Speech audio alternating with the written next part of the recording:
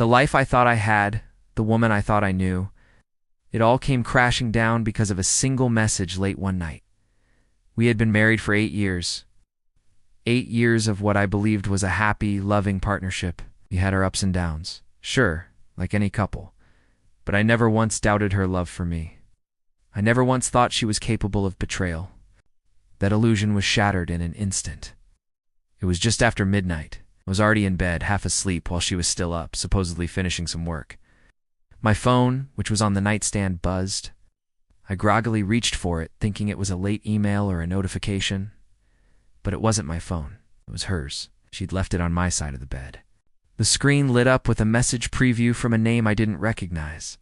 The words I saw made my blood run cold. Can't stop thinking about tonight. They were amazing. My heart pounded in my chest.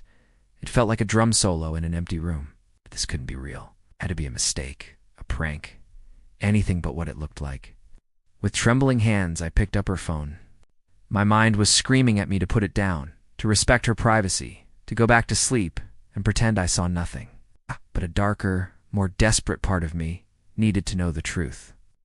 I opened the message. The conversation that unfolded was a dagger to my heart, twisting with every word I read. It wasn't just that one message. It was weeks, maybe months, of secret meets, inside jokes, and declarations of feelings that were meant for me.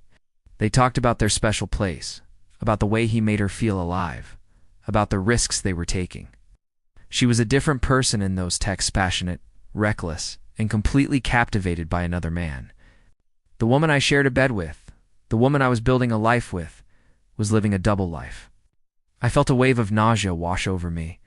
I looked at the photos they'd exchanged, saw the familiar smile I loved directed at someone else. The gut-wrenching part was realizing how blind I had been. The late nights at the office, the sudden new friends, the way she'd been distant and guarded with her phone, it all clicked into place. The puzzle pieces I hadn't even known existed were forming a picture of pure heartbreak. Die. I placed the phone back on the nightstand exactly as I'd found it, my mind racing. The silence of the house was deafening. A few minutes later, she came into the bedroom, yawning and stretching. She looked at me and smiled. "Sorry I'm so late, honey. Just had to finish up." The casualness of her lie was what broke me. I just stared at her, the woman I loved, who was now a complete stranger. The words caught in my throat. How do you even begin a conversation that you know will end your world? Midnight, I didn't sleep. I just lay there, staring at the ceiling, replaying every lie, every kiss. Every moment of our life together, now tainted by this devastating truth.